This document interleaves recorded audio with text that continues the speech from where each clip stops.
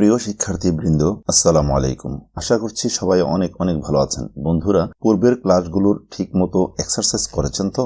আশা করছি last video পর্যন্ত খুব ভালো করে দেখেছেন এবং শিখেছেন। এখনো যদি লাস্ট ভিডিওটি না দেখে থাকুন, উপরে দেওয়া আই বাটনটিতে ক্লিক করে দেখে আসতে পারেন। এনিওয়ে বন্ধুরা, আজকে আমরা ল্যাপটপ 1024 ডিভাইসটির উপর মিডিয়া কোয়েরি ও রেসপন্সিভ করব। তবে এর আগে আমরা একটু দেখে নিই যে পূর্বের 992 পর্যন্ত যেই কাজটি হয়েছিল। বিগত টিউটোরিয়ালটি দেখলে পরে আপনি সহজে বুঝতে পারবেন যে এই পর্যন্ত অর্থাৎ 992 পিক্সেল সমমান ডিভাইসের উপর যে কাজটি আমরা বিগত সময়ে করেছি, কোয়েরি এবং রেসপন্সিভ, এই ভিডিওটি দেখলে পরে আপনি বুঝতে পারবেন। তো চলুন কথা না বাড়িয়ে আমাদের সিএসএস ফাইলটি তৈরি করে ফেলি। বরাবর আগেরই মতো সিএসএস ফোল্ডারটিকে একবার একটু সিলেক্ট করে নেব। তারপরে এখানে ক্লিক করে ফাইলটি লিখে নিচ্ছি, laptop-1024.css, এন্টার। আমাদের সিএসএস ফাইলটি তৈরি হয়ে গেল। এবার চলুন প্রয়োজনীয় কোডগুলো এক নজর লিখে ফেলি।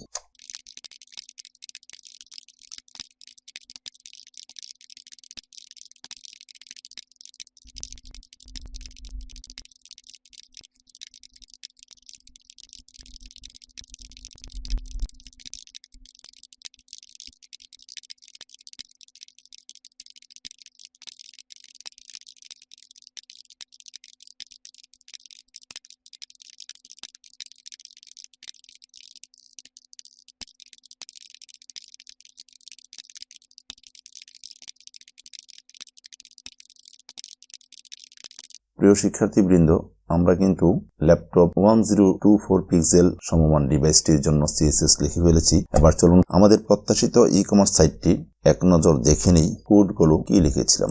একেবারে সহজ কোড। এই পর্যন্ত যা করেছি প্রতিটি ভিডিও যদি আপনারা দেখে থাকেন তাহলে আশা করি এখন আর আসলে ব্যাখ্যা করার প্রয়োজন ছিল না। তারপরও আমি কিছুটা বলে দিচ্ছি, আপনারা বুঝে গেছেন অলরেডি। যেমন হেডার টপ উইথ অটো আমি দিয়েছি। হেডার টপ 1 উইথ অটো কেন দিয়েছি? যেটুকু ছিল উইথ সেইটুকুই থাকবে, এটা মানে আর নড়াচড়া করবে না। সোশ্যাল আইকন সেকশন উইথ 25% দিলাম। আপনারা আগেও জেনে গেছেন যে প্রতিটি সেকশনকে আমরা যখন ভাগাভাগি করি, এই যে ভাগাভাগি করি, প্রয়োজন বোধে ভাগাভাগি করতে হবে। কারণ এই উদাহরণস্বরূপ আমরা যদি এই নাম্বারগুলো বা এই লেখাগুলোকে একটু ফন্ট বড় করে দিই তাহলে কিন্তু একটু বেশি জায়গার দরকার, ঠিক আছে না?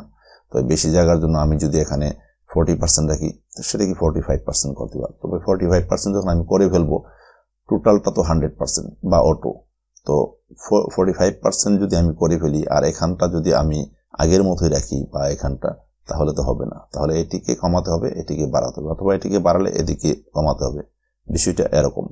সো আমরা এইভাবেই বাড়িয়ে কমিয়ে নিতে পারি প্রয়োজন বোধে। ফলো আইকন ফন্ট সাইজ আমি দিয়েছি 0.9 mm, কেননা আমাদের যে মিডিয়া কোয়েরির পরিপ্রেক্ষিতে পরপর ডিভাইসগুলো ছোট থেকে বড় হচ্ছে। সোশ্যাল আইকনস মার্জিন লেফট, আমি একটু সোশ্যাল আইকনগুলোকে একটু বাম দিকে নিয়ে নিলাম। এটা আপনারা আগেও জেনে গিয়েছেন। সোশ্যাল আইকনস এর ফন্ট সাইজটি একটু বাড়িয়ে দিলাম। মার্জিন লেফট থেকে একটু বাম থেকে ডান দিকে সরিয়ে দিলাম। এডিটের আইকন 4% উইথ দিলাম। হাইট অটো দিলাম। কেন অটো দিলাম নিশ্চয়ই জানেন যে উইথ এর রেশিও অনুসারে হাইটটি থেকে যাবে। Editor icon margin left 0.9, padding left 0.5 mm। That means margin left আমি কোথা থেকে দিলাম? Editor icon. এর অর্থ হলো এই যে দেখুন, এই হলো আমাদের এডিটর আইকন। তো এডিটর আইকনস হলো এই সবগুলো, এইটা সবগুলোকে মিলিয়ে এডিটর আইকনস বোঝাচ্ছে। আর এডিটর আইকন যেটি আইডি, প্রতিটি কি বোঝাচ্ছে, বুঝতে পারছেন? আচ্ছা, এরপর যদি আমি যাই কি দেখবো, এডিটর আইকন স্প্যান, অর্থাৎ ওই যে লেখাগুলো, শব্দগুলো, এই যে কন্ট্যাক্ট নাম্বার, তারপর অ্যাড্রেস ইত্যাদি, এইগুলো হলো স্প্যান। এডিটর আইকনের মধ্যে স্প্যান করে দিয়েছিলাম। বিগত টিউটোরিয়ালে আমি দেখিয়েছি আপনাদেরকে, আর প্রয়োজনে আপনারা এখানে খুলে দেখে নেবেন কোথায় কোনটা রয়েছে, ঠিক আছে? আচ্ছা, এরপর যাব কার্ড সেকশনকে আমরা ইন্ডিয়ান ফ্ল্যাক্স করে দিয়েছি যাতে করে ডিসপ্লে হয় এখানে ঠিকঠাক ভাবে উইথ 14%। প্রিয় শিক্ষার্থী, আমরা যেহেতু ল্যাপটপ 1024 এর উপর কোডগুলো লিখেছি, এখন আমাদেরকে কি করতে হবে? এটিকে index.php তে গিয়ে লিঙ্কটি তৈরি করে দিতে হবে। এর জন্য শিফট অল্ট চেপে ডাউন এরোর মাধ্যমে আরেকটি লাইন তৈরি করে নিলাম, কপি করে নিলাম। তারপর আমাদের এখানে লিখতে হবে কি 1024 আর এদিকে নামটা দিয়ে দিতে হবে ল্যাপটপ, শুধুমাত্র ল্যাপটপ আমরা দিয়েছি, অর্থাৎ মিডিয়াম 1024 হলো। তো এখানে এই লিঙ্কটি দেওয়ার পর আমরা কিন্তু এখন দেখতে পাবো আমাদের মিনিমাম উইথ 1024 এর অবস্থা কি দাঁড়িয়েছে। তো চলুন ব্রাউজারে গিয়ে এক নজর দেখে আসি। তো এখানে লক্ষ্য করুন 1024 আমি সিলেক্ট করে রেখেছি। রিফ্রেশ করে দেখি, কোথাও যেন একটি ভুল রয়ে গেছে। আচ্ছা, এখানে আমরা খেয়াল করব যে কি ফলো আইকনস এর আইকনগুলো দেখা যাচ্ছে না, আর এটি দূরে সরে গিয়েছে একমাত্র এটির কারণে। বুঝতে পারছেন কেন? কারণ ফলো আইকনসের কোনো না কোনো কোড ভুল হয়েছে অর্থাৎ বেশি হয়ে গেছে। সম্ভবত আমরা কোড চেক করলে বুঝতে পারবো। এইটাও কিন্তু একটা অনেক ভালো লক্ষণ। আপনি যখন কোনো কাজ করবেন, কাজের মধ্যে যখন ভুল হবে, ভুল তো আপনাকে কেউ করে দিয়ে যাবে না, কারণ আপনি তো শিখছেন, কাজ করছেন, আপনি ক্লাস করছেন না, বা আপনি স্টুডেন্ট, এমন স্টুডেন্ট না যে আপনাকে ভুল করবেন কেউ আপনাকে দেখিয়ে দেবে, আপনারটা আপনাকে বের করতে হবে।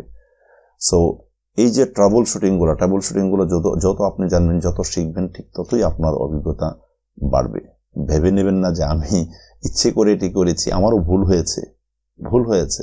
হ্যাঁ, এখন ভুল হওয়ার পরিপ্রেক্ষিতে আমি কিন্তু খুঁজে বের করব একটা স্টুডেন্টের মতো। তো আপনিও আপনার এই সমস্যাটি খুঁজে বের করবেন। কারণ প্রোগ্রামিং এর ক্ষেত্রে আপনারা জেনে থাকবেন, যারা প্রোগ্রামিং করেন, কোনো একটা প্রোগ্রাম কোডিং করার সময় হাজারটা ভুল হতে পারে সামনে। তখন এটিকে ট্রাবল দেখে শুটিং করতে একসময় জায়গায় চলে যায়। এই যে ট্রাবল শুটিং করা, এটার যে একটা এক্সপেরিমেন্ট, এরপর যে একটা এক্সপিরিয়েন্স গ্যাদার হয়, এটা অত্যন্ত বড় একটা ভালো জিনিস কোন একজন প্রোগ্রামার জন্য, কোন একজন ডেভেলপারের জন্য। তো চলুন কথা না বাড়িয়ে আমরা দেখে আসি। এই যে চিন্তা ভাবনা করলাম যে এই ফলো আস এরপর যে আইকনগুলো ছিল, এগুলা সম্ভবত ভুল করে বাড়িয়ে দিয়েছি, যার ফলে এটি নিচের দিকে ধাক্কা মেরেছে, এটি এদিকে চলে গিয়েছে। তো চলুন একবার দেখে নিই আসলে ধারণাটা বা কনসেপশনটা কতটুকু সঠিক। এখানে ফলো আইকন, এই যে ফলো আইকন এখানে, ঠিক আছে। ফলো আইকনের পরে সোশ্যাল সেকশনের নিচে 25% আমরা দিয়েছিলাম। আচ্ছা, ওকে। তারপর সোশ্যাল আইকনস সবগুলো মিলিয়ে আমি বাম দিকে নিয়েছিলাম। ওকে, ঠিক আছে। তারপর সোশ্যাল আইকন অর্থাৎ প্রতিটি আইকন, এই যে দেখুন প্রতিটি আইকনের মার্জিন লেফট, মানে কি বুঝতে পারছেন? একটি আইকন থেকে আরেকটি আইকনের দূরত্ব, লেফট থেকে দূরত্ব অনেক বেশি দিয়ে দিয়েছি, অনেক। তো এখানে দিয়ে দেওয়া উচিত, যতদূর মনে আছে, 0.5 অর্থাৎ অর্ধেক EM। তো চলুন এখন সেভ দিয়ে দেখে আসি আবার কি হলো। এই যে, ঠিক আছে। এইভাবে আপনারা সবসময় কোনো ভুল হলে না ঘাবড়িয়ে, মন খারাপ না করে দেখবেন। বেশি কিছু না কিন্তু, দেখেন এখানে যখন আমরা দেখলাম তখন মনে হলো অনেক লম্বা একটি সমস্যা হয়ে গেছে। আসলে কিন্তু ছোট্ট একটি নাম্বার শুধুমাত্র পরিবর্তন করলাম, ঠিক আছে না? তো প্রিয় শিক্ষার্থীবৃন্দ, আমাদের প্রত্যাশিত ই কমার্স সাইটটির হেডার সেকশনের মিডিয়া কোয়েরি তথা রেসপন্সিভ করার জন্য যে কাজ প্রায় শেষের দিকে চলে এসেছি। আর মাত্র 2টো ভিডিও করলেই আশা করি ইনশাল্লাহ শেষ হয়ে যাবে। হেডার ব্যতীত অন্য সমস্ত কিছুর কোডিং করার সময়ই রেসপন্সিভ এর কাজও করে ফেলব, যেহেতু প্রয়োজনীয় মিডিয়া কোয়েরিগুলো আমরা অলরেডি সেট আপ করে ফেলেছি। আর বাড়তি কোনো ঝামেলা আপনাদের পোহাতে হবে না বলে আমি মনে করছি। তো বন্ধুরা, মনোযোগের সাথে সবগুলো টিউটোরিয়াল দেখতে থাকুন। কোনো সমস্যা ফেস করলে কমেন্ট করবেন। ভিডিওটি ভালো লেগে থাকলে লাইক ও সাবস্ক্রাইব করুন। সবাই ভালো থাকুন, সুস্থ থাকুন। আল্লাহ হাফেজ।